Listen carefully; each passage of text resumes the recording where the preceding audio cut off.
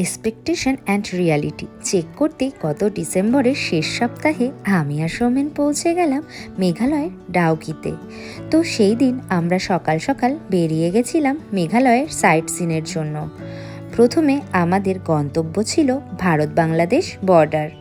এর details video নিয়ে খুব তাড়াতাড়ি আসছি সৌমেন পায়েল ব্লগসে, আপনারা কিন্তু অবশ্যই দেখবেন। বর্ডার দেখতে দেখতে আমরা পৌঁছে গেলাম সেই বিখ্যাত ডাউকিতে।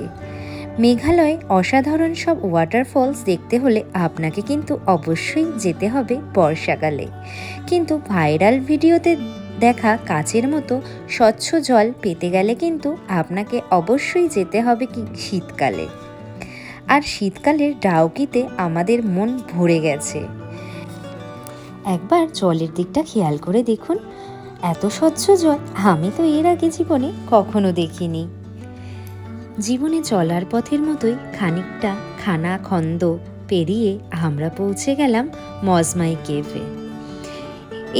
এই কেভগুলো কিন্তু মেঘালয়ের অন্যতম আকর্ষণ, আপনারা কিন্তু অবশ্যই যাবেন। আর কেমন লাগলো এই ভিডিওটা আপনাদের আমাকে কিন্তু অবশ্যই একটু কমেন্ট করে জানাবেন, আর ভালো লাগলে কিন্তু সাবস্ক্রাইব করতে ভুলবেন না।